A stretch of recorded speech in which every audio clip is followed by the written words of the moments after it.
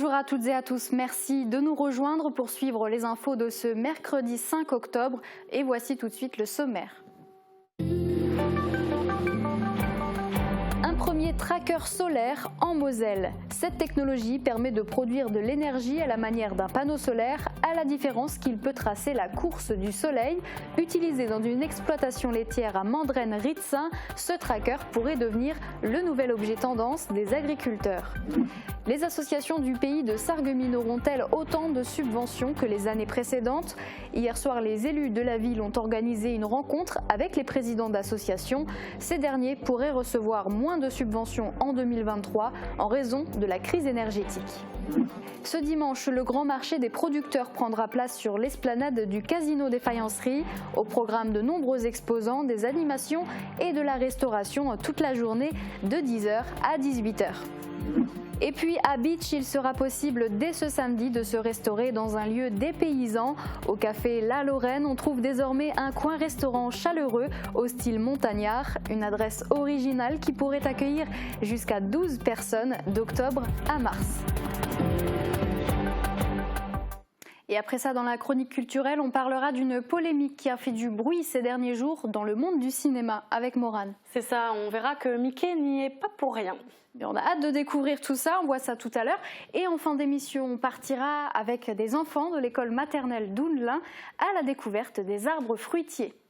Mais avant ça, les agriculteurs se mettent au vert. Exemple à Mandren-Ritzin, où un tracker solaire a été installé dans une exploitation laitière. C'est le premier en Moselle. Ce tracker permet d'engranger de l'énergie à la manière d'un panneau solaire classique, à la différence près qu'il peut suivre la course du soleil grâce à un GPS. Reportage d'Anne-Sophie Grosse. Implanté depuis août 2021, ce tracker solaire, qui culmine à 10 mètres de haut, permet à Bertrand Calmès de faire des économies impressionnantes. De 1 000 € on va dire par mois, je suis passé tout l'été, j'ai payé 50 ou 60 €. Moi je ne pouvais pas faire autre chose. J'ai une petite surface agricole, j'ai 60 hectares d'SAU, je produis 800 000 litres de lait, mais je ne pouvais pas avoir par exemple une mini station de méthanisation. Et parce qu'il faut beaucoup l'alimenter avec des surfaces fourragères, etc. Ou même des déchets d'éjection animale, on peut aussi les mettre. Mais pour moi, ça demande trop de boulot. Je suis tout seul sur la ferme. Et moi, c'est le système le plus simple pour produire de l'énergie. D'une surface de 75 mètres carrés, ce tracker est muni de panneaux solaires bifaces qui captent les rayons UV, mais aussi leur réverbération. Grâce à un GPS, ce tracker pivote automatiquement pour suivre la course du soleil. Une prouesse technologique qui a tout de même un coût, 40 000 € en moyenne. Mais les agriculteurs peuvent bénéficier de coups de pouce des institutions. Bertrand Calmès a vu son projet financé à hauteur de 30% par le département de la Moselle. Pour Armel Chaban, président de la communauté de communes du Bouzon-Villois-Trois-Frontières, cela montre aussi que les exploitants agricoles ne sont pas passifs dans la lutte contre le dérèglement climatique. Ce projet derrière moi, ce tracker, démontre bien que nos agriculteurs sont extrêmement attachés à préserver l'environnement, à participer à être des acteurs d'un monde beaucoup plus durable. Et moi j'y crois, et en tout cas je veux leur dire que le département et l'ensemble des territoires, puisque je suis également président de la communauté de communes, sera à leur côté en ce sens. Et malgré un ensoleillement moins important que dans le sud de la France, ce type d'installation devient très vite rentable. La productibilité, oui, est moindre dans le nord ou dans le Grand Est que ce qu'on peut avoir au niveau du sud, mais au regard du tarif de l'électricité qui a explosé, le panneau solaire et notamment nos trackers solaires sont tout à fait rentables. En effet, auparavant, il fallait compter 10 à 15 ans pour qu'une installation de ce type soit rentabilisée, mais avec l'augmentation des prix de l'énergie, 7 à 10 ans suffirait désormais. Et conséquence directe de la hausse des prix des énergies et de l'inflation, les associations de la ville de Sarreguemines pourraient obtenir moins de subventions. Elles ont jusqu'au 31 octobre pour déposer leur demande pour l'année prochaine. En amont, la ville a organisé hier soir une rencontre avec les présidents des associations. Marie-Morgane Pires était sur place. Sarreguemines compte plus de 250 associations. Un budget d'en moyenne 1,5 million € est alloué à celles qui font des demandes de subventions, que ce soit de fonctionnement, d'investissement ou de projet. Mais cette année, il faudra jongler avec la hausse des prix de l'énergie. Les élus de la ville ont annoncé aux présidents des associations qu'ils n'obtiendront peut-être pas leur aide financière habituelle en 2023. On va quand même essayer de rester dans cet équilibre-là, mais je ne peux pas le garantir à 100% parce que, comme vous l'avez dit, il y a des incertitudes qui sont liées à l'augmentation des coûts des fluides. Il y a beaucoup de questions qu'on se pose par rapport à ça. Ces incertitudes créent des inquiétudes du monde associatif. Nous, on va essayer de répondre avec eux de manière la plus satisfaisante possible, mais peut-être qu'il faudra à un moment donné ajuster le montant total et peut-être le revoir légèrement à la baisse. Les associations doivent transmettre leurs demandes avant le 31 octobre au service de la vie associative de la mairie. Elles devront ensuite patienter jusqu'au conseil municipal du mois de mars pour connaître le montant de leur prochaine subvention. Les présidents sont cependant conscients des problématiques financières. Je peux comprendre tout à fait dans la situation actuelle que la municipalité ait des dépenses imprévues et je comprends aussi que cela se répercute dans les subventions que reçoivent les associations. On s'accommode, on essaie donc d'adapter nos ambitions aux possibilités de la ville. Une baisse des subventions pourra notamment avoir un impact sur l'organisation des événements par les associations. Ça fait 2 ans qu'on essaie d'organiser quelque chose, alors potentiellement, effectivement, ça risque de poser une petite problématique à ce niveau-là. Tout va dépendre. Après, on peut aussi avoir une subvention qui sera dédiée à l'événement qu'on essaiera d'organiser. Donc voilà, c'est pas forcément sur la subvention annuelle, quoi. Hors infrastructure sportive, la ville met gratuitement à disposition 43 lieux pour les associations avec la prise en charge des fluides. La municipalité a annoncé que l'inflation ne devrait pas avoir d'incidence sur ce point. À l'occasion du congrès annuel des maires de Moselle, 725 élus étaient rassemblés le week-end dernier à Metz. Plusieurs dossiers ont été évoqués, notamment la gestion des gens du voyage, la crise énergétique ou encore la pénurie de chauffeurs de cars scolaires. Je vous propose d'écouter le président des maires ruraux de Moselle.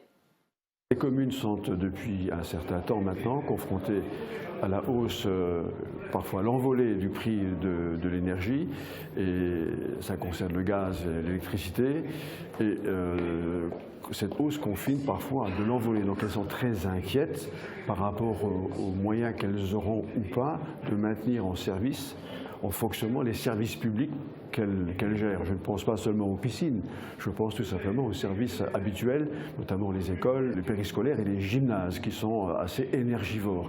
Donc c'est un souci pour elles.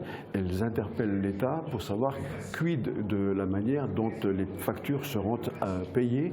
Et ce matin, le sujet des gens du voyage a été amplement abordé. C'est un sujet qui clive et qui agace de nombreux maires, parce qu'eux-mêmes sont confrontés aux réactions des populations, réactions très légitimes, et les maires se sentent impuissants à satisfaire ces réactions, parce qu'ils n'ont pas toujours force physique, les forces de l'ordre, de sécurité, pour faire évacuer les gens. La réglementation est simple, mais le domaine est compliqué parce que nous sommes, comme l'a dit le préfet, dans l'humain. Une idée de sortie maintenant, ce dimanche, la campagne s'invite en ville. Le grand marché des producteurs va une nouvelle fois prendre place sur l'esplanade du Casino des Faïenceries. Cette année, une trentaine de producteurs français et allemands seront présents.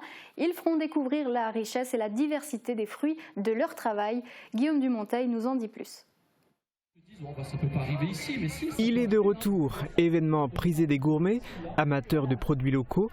Le grand marché des producteurs va cette année encore se tenir ce dimanche sur l'esplanade du Casino des Faïenceries. Après avoir œuvré l'an passé, le tandem Ville de Sarreguemines, communauté d'agglomération Sarreguemines-Confluence est reconduit. Ce sont ces deux collectivités qui assureront l'organisation de la manifestation. On retrouvera cette année 37 producteurs et organismes locaux de l'arrondissement, de communes allemandes avoisinantes ou encore d'Alsace-Bossu ou de Moselle-Sud. La volonté des organisateurs est de mettre en avant les produits locaux en favorisant les circuits courts. Les producteurs vendent directement aux consommateurs sans intermédiaire. De manière ponctuelle, avec la tenue de ce marché annuel, en attendant la création d'un magasin pérenne, un projet qui avait déjà été évoqué l'an passé. Nous y réfléchissons et nous y travaillons. Donc les choses sont en train d'avancer. Notre objectif, c'est bien celui-là, en partenariat avec les producteurs locaux, et nous nous allons aboutir, je pense, à une solution qui peut intéresser le consommateur, qui aura le moyen donc de trouver les produits qu'il cherche à un endroit précis à Sarreguemines. En attendant, place ce dimanche au Grand Marché des producteurs qui se tiendra donc sur l'esplanade du Casino de 10h à 18h. A noter qu'en plus de la vente des produits locaux, les visiteurs auront la possibilité de se restaurer sur place et de participer à différentes animations tout au long de la journée, comme des balades à poney ou en bateau, ou encore la possibilité de participer à des parties de pêche. Une brioche contre un don, c'est le deal des brioches de l'amitié. Plus de 60 bénévoles de l'AFAEI sont mobilisés depuis lundi pour aller à la rencontre des habitants du secteur. Le prix d'achat d'une brioche est de moins de 2 €, mais sont proposés contre un don libre. L'argent récolté contribuera à la création d'un foyer d'accueil médicalisé à Sarreguemines. L'an dernier, 5 798 brioches avaient été vendues. La FAUI souhaite cette année dépasser les 6 000. Vous pourrez les retrouver ce mercredi à l'Intermarché de Sarreguemines, au Leclerc jusqu'à jeudi, puis au Cora de Sarreguemines vendredi et au Cora de Grosse-Blie vendredi et samedi. Des bénévoles sont aussi présents tous les jours à l'hôpital Robert Pax. Ne soyez pas surpris si certains sonnent directement à votre porte dans certains quartiers et villages autour de Sarreguemines. Et puis au centre-ville de Bitche, maintenant un restaurant original va ouvrir ses portes dans l'enceinte du café La Lorraine, un endroit chaleureux conçu pour se réunir entre amis ou en famille et pouvant accueillir jusqu'à 12 personnes. Il se présente sous la forme d'un cottage de style montagnard. Petite particularité, ce sont les clients qui choisissent eux-mêmes le thème d'une partie de la décoration. Après un an de travaux, le restaurant sera inauguré ce samedi. Emilia Zell nous le fait découvrir en avant-première. À première vue, derrière cette enseigne ne se trouve qu'un café. Mais si on traverse la salle et la cour intérieure, une étonnante devanture nous attend. Il suffit de passer le pas de la porte du cottage pour être instantanément dépaysé.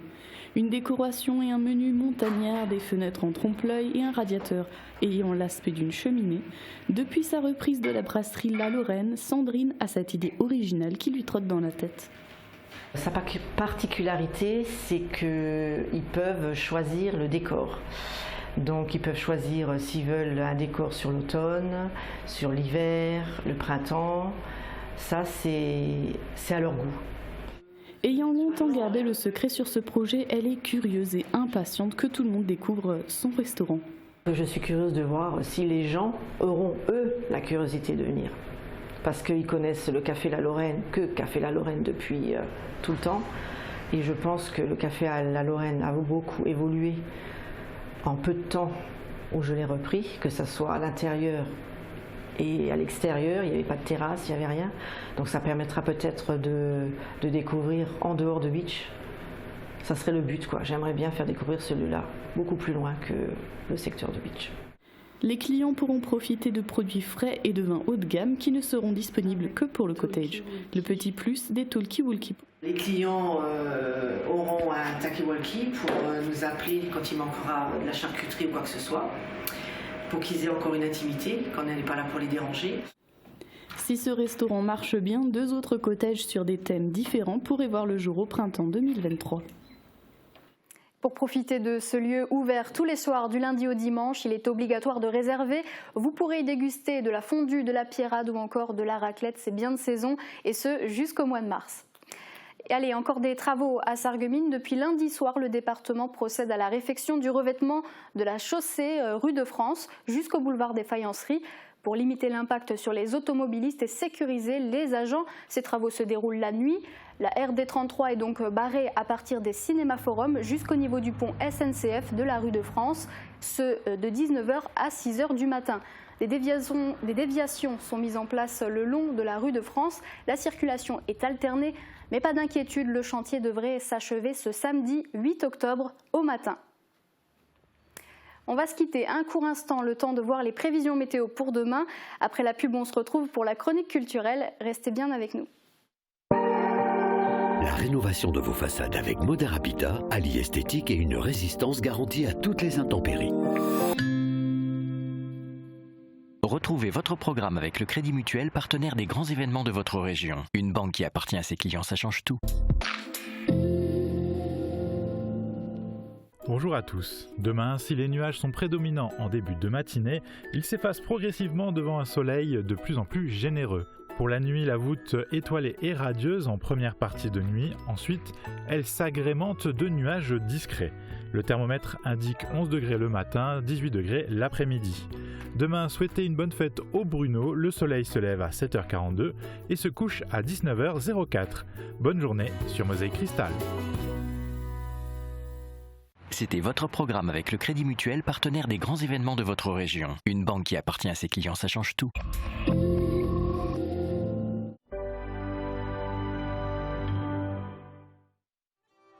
Le 7 octobre, le duo Raskovnik fera résonner la musique des Balkans dans l'église de Lutz-Willer. Voix, piano et accordéon vous feront voyager jusqu'aux paysages montagneux et mystiques.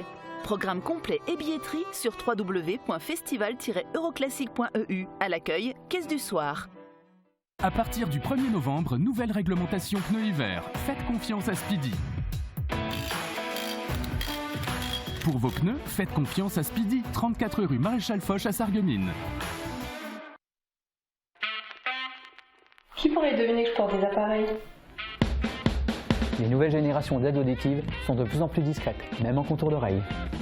Même avec les cheveux courts? Oui, il se cache facilement derrière le pavillon de l'oreille et ensemble nous choisirons la couleur qui vous conviendra. Et ça tient vraiment bien? Bien sûr, grâce au moule sur mesure, l'appareil épouse parfaitement votre conduit auditif.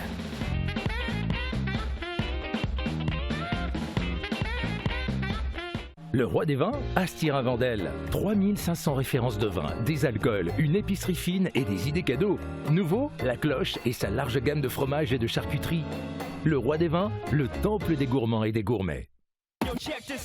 Pour la carrosserie, la mécanique et le diagnostic des véhicules Renault, Dacia et autres marques, ainsi que pour l'achat et la pose de vos pneus. Et pour le dépannage 7 jours sur 7 et 24 heures sur 24. Les garages Schwind à Sarreguemines et Rohrbach sont à votre service depuis 1971.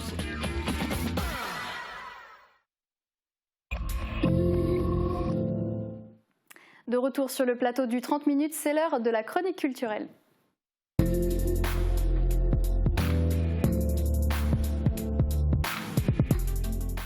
Alors Morane, qu'est-ce que tu nous as dégoté comme bon plan de sortie cette semaine? Eh ben, il y en a des tas, hein. Alors soyez attentifs. Demain soir, direction les cinémas Forum de Sarreguemines pour l'ouverture de la 33e édition du Festival du film arabe de Famek. Vous pourrez notamment découvrir le film de Jimmy Kérouz, Le Dernier Piano. L'histoire, Karim, un pianiste de talent, a l'opportunité unique de passer une audition à Vienne. La guerre en Syrie éclate et les restrictions imposées bouleversent ses projets. Et la survie devient un enjeu de tous les jours. Son piano constitue alors sa seule chance pour s'enfuir de cet enfer. C'est à 20h, vous pouvez réserver vos places sur le site internet des cinémas Forum. Demain toujours, mais du côté de Beach cette fois, l'association Cadre Carrefour Artistique de Rencontres vous invite à sa semaine culturelle. Chaque après-midi jusqu'au jeudi 13 octobre, vous pourrez découvrir des grands tableaux de maîtres et apprendre à les étudier.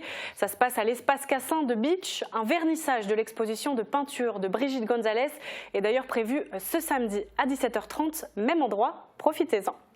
Vendredi soir, le festival Euroclassique poursuit sa route au Pays de Beach avec le duo Raskovnik qui interprète son répertoire de musique des Balkans.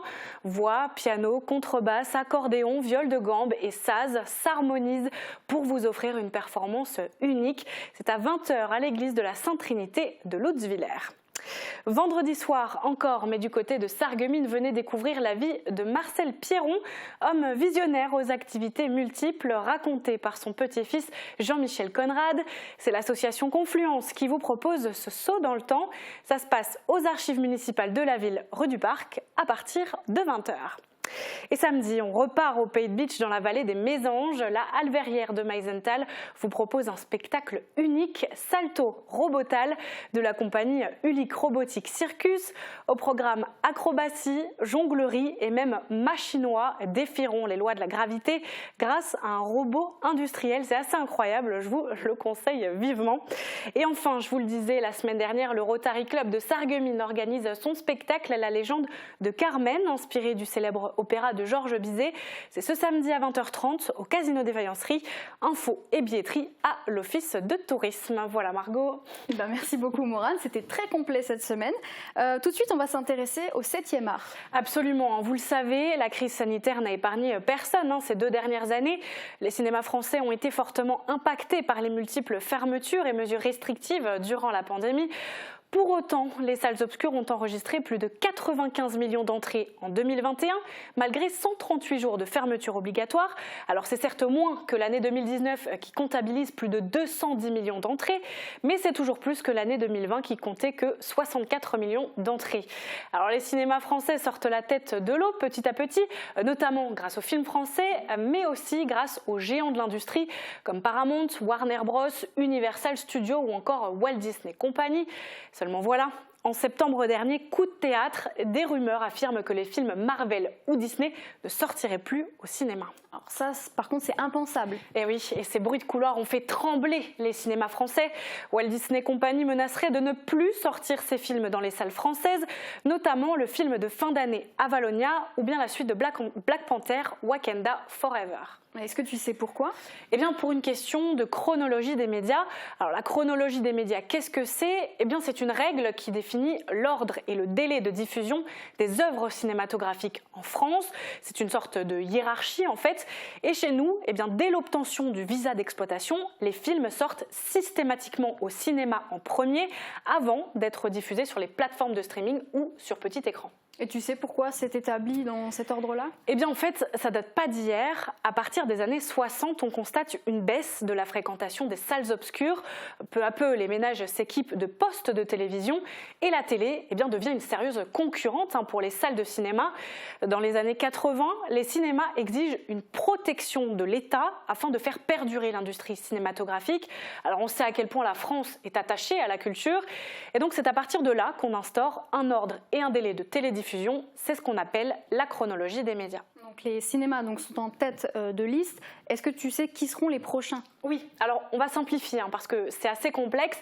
Mais voilà un schéma de la chronologie des médias qui a été mis à jour en février dernier. Alors en premier, bien sûr, les cinémas français. Vient ensuite Canal+, 8 mois plus tard. Netflix, 15 mois plus tard, Disney+ et Amazon Prime Video 17 mois plus tard. Et puis les derniers de la liste, ce sont les chaînes de télévision comme TF1, France Télé ou encore M6. Oui, et donc on comprend mieux la polémique liée à Disney. C'est ça, en fait Disney se plaint de cette attente trop longue pour diffuser ses propres films sur sa plateforme de streaming Disney+. Mickey aimerait se voir réduire ce délai, voire ne pas y être contraint du tout, parce que ce sont ses films et il veut pouvoir en faire ce qu'il veut. Et dans un sens, c'est un petit peu son droit. Eh bien oui et non, mais plutôt non. En fait, Disney n'est pas tout seul et si des lois existent, c'est qu'il y a bien une raison. Le but de cette chronologie des médias, c'est justement pour éviter qu'il y ait un leader, un monopole. Et Disney le veut ici, ce monopole, et il ne l'aura pas. Parce qu'indirectement, même si ces films réalisent de très bonnes audiences en France, ils ne contribuent pas au développement du cinéma français, comme Netflix ou Canal+, par exemple, qui produisent et diffusent des œuvres cinématographiques françaises. Alors je suis allée voir Jean-Marc Carpels, directeur des cinémas Forum de Sarreguemines, et je lui ai demandé ce qu'il pensait de cette possible menace de la part de Disney. Écoutez.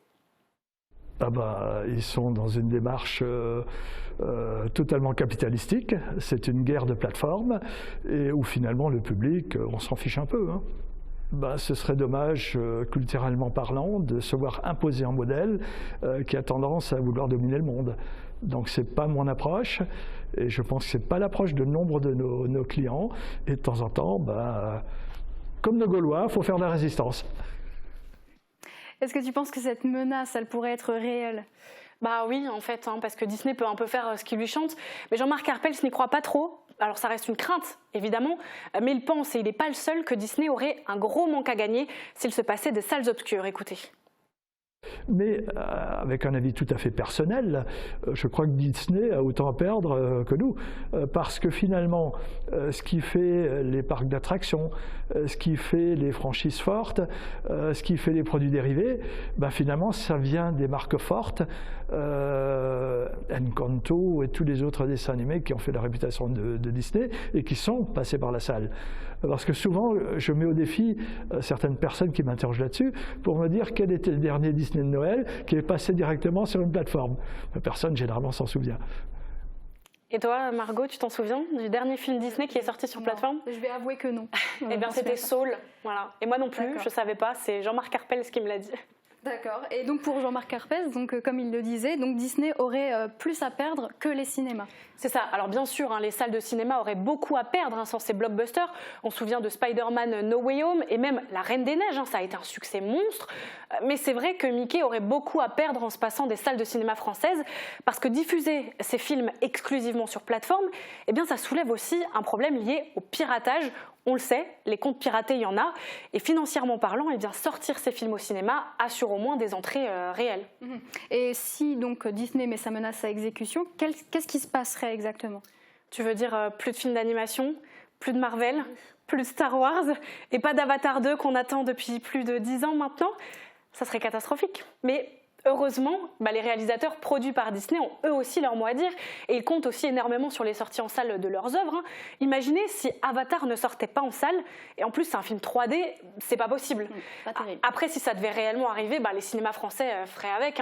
On peut pas toujours compter sur les États-Unis. Et puis il faut pas oublier que les cinémas français le cinéma français est lui aussi une pointure dans son domaine et le public sera toujours au rendez-vous. On le sait, regarder un film à la maison, ça n'a rien à voir que de regarder un film au cinéma. Et puis il ne faut pas oublier qu'il y a eu des films comme Kaamelott, Les Tuches, Qu'est-ce qu'on a fait au bon Dieu ou encore Astérix et Obélix qui ont été un succès en France et d'autres s'ajouteront bien sûr à cette liste. D'ailleurs, de nouveaux films font peu à peu leur apparition dans les salles obscures qu'on n'a pas l'habitude de voir au cinéma. Eh bien, ce sont les films d'animation adaptés de manga. Alors j'ai demandé à Jean-Marc Arpels si ces films pouvaient rivaliser avec Disney. Écoutez. Alors, rivaliser, ça me paraît quand même difficile, mais en tout cas, ça peut capter une partie du public, sachant qu'on est quand même sur un public certainement beaucoup plus ado là-dessus, ados, jeunes adultes, donc la cible n'est tout de même pas exactement la même. Mais c'est des choses qui peuvent évoluer. C'est un gros succès, n'étant pas moi-même fan de manga, je vous l'avoue, c'est un succès qui au début m'a très surpris. Et j'ai failli rater le coche en programmation sur certains films, mais entre-temps je l'ai bien intégré et en tout cas ce genre sera bien présent sur des écrans dorénavant. Bon, alors moi, c'est pas trop mon truc, mais est-ce que toi, tu es amatrice de ce genre de film? Moi, j'adore, mais j'adore aussi les Disney. Donc bon, on verra bien comment ça va se passer. Pour l'instant, aucune décision n'a été prise par la Walt Disney Company. Puis d'ailleurs, comme je l'ai dit, ça reste bien sûr une rumeur. En tout cas, ces dirigeants n'étaient pas à la table des négociations pour discuter de la chronologie des médias. Affaire à suivre, donc on verra bien si Avatar 2, Avalonia ou encore Black Panther sortiront en salle ou non. Merci beaucoup Morane, effectivement, affaire à suivre comme tu le disais. Et puis on te retrouve la semaine prochaine pour un tout autre sujet. De notre côté, on va se quitter avec un reportage en immersion dans le verger de Houndelin avec les élèves de l'école maternelle du village. Durant toute la saison, les enfants ont pu suivre les différentes étapes du cycle de vie des arbres fruitiers. Nous les avons suivis durant les 3 séances. Regardez.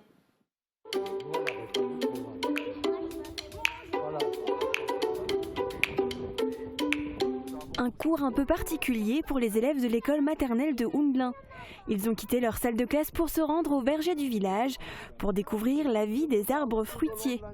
Ils sont accueillis par Gérard Winstein, le responsable technique du verger. Pendant 4 mois, ils vont suivre l'évolution des pommiers. Pour ce premier rendez-vous au mois de mai, les fruits ne sont pas encore visibles. Elles viennent prendre le jus de la fleur et avec ça, ils font du miel, les messieurs. Elle met du miel dessus. Le plus important, c'est de leur montrer la fleur. Leur montrer que chaque fleur produira un fruit. C'est le plus important. La différence entre le pommier, le poirier, la cerisier, ça, ils ne comprendront pas encore. Parce qu'un adulte qui connaît un tout petit peu l'arboriculture, il peut différencier la fleur par rapport à la variété. Le gamin est trop petit pour ça. L'essentiel, c'est de voir qu'un arbre est en fleur et que les autres ne le sont plus, et leur faire comprendre qu'ils étaient en fleurs pendant le temps qu'ils étaient en vacances. L'objectif avec ce cycle d'apprentissage, c'est aussi de vulgariser l'activité des arboriculteurs. Un cours en situation pour mieux comprendre. Et nous, on les fait pousser, on leur donne à manger, on leur donne à boire. Et quand ils reçoivent à manger et à boire, et quand ils sont malades, on les soigne. et ils nous récompensent. Et à un moment dans l'année, waouh, il y a de belles pommes qui apparaissent, et pommes que vous pouvez après vous manger. C'est sortir de l'école et apprendre des choses concrètes sur un lieu réel, un lieu où on peut tester, sentir, toucher et vivre ces sensations. Et la deuxième chose, c'est que l'école maternelle est une école et on a des projets. Et en l'occurrence, ce projet avec les arboriculteurs de Houndelin, ça fait partie de notre projet d'école. Et ça fait partie de notre projet d'école depuis de nombreuses années déjà parce qu'on n'a jamais fini d'apprendre sur le verger.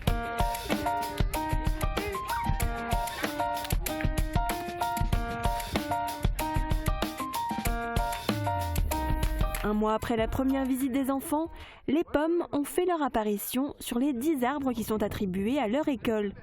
Ils apprennent maintenant l'exercice suivant, l'éclaircissage. L'éclaircissage consiste à enlever le trop de fruits. Donc, par bouquet, en règle générale, on garde le plus beau fruit. Vous voyez ? Faut arracher toutes les petites. Nous, les adultes, on fait un peu attention parce qu'on se dit « Oh, on va en enlever de trop ». Pas les enfants. Les enfants, on leur dit « Vous gardez la plus belle, les autres moches, vous les enlevez », ils le font. Après chaque étape, les élèves s'aventurent au sein du verger pour découvrir les autres arbres et les installations mises en place par les arboriculteurs. Ils ressortent avec la tête remplie d'informations. Les fruits, il était dans les tiges. Et après qu'il y avait 800 arbres, les coccinelles, c'est des amis de l'arbre. Il y a des pommes sur chaque fleur des arbres. J'ai appris qu'il y avait un éclairage moustique. On a vu les fleurs et c'était très beau. On a même vu des belles fleurs.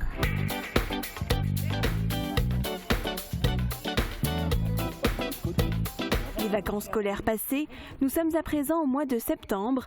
Les pommes ont encore grossi et sont désormais prêtes pour la dernière étape, la cueillette. Le but de la manœuvre, c'est de leur apprendre à cueillir une pomme et de leur faire comprendre que toutes les pommes ne mûrissent pas en même temps.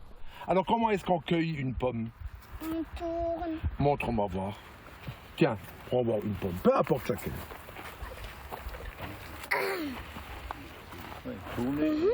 Et tu soulèves. Et il faut soulever. Chaque élève a pu repartir avec une partie du butin dans son sac. Et avant de quitter le verger, les enfants ont goûté le jus de pomme préparé par les arboriculteurs. Ces derniers espèrent que les maternelles ont bien retenu toutes les informations transmises lors de ces 3 cycles de vie de l'arbre fruitier. Et pourquoi pas avoir suscité quelques vocations. Il faut toujours, cette tige-là, elle a un nom. Vous connaissez ce nom ? Normalement, oui. On appelle ça un pédoncule. Ça veut dire quoi, pédoncule ? Ah ben, ça veut dire ça. Ça, c'est un pédoncule. Et voilà, c'est la fin de cette édition. Merci de l'avoir suivi avec nous. Rendez-vous demain à midi pour une nouvelle édition sur Mosaïque Cristal.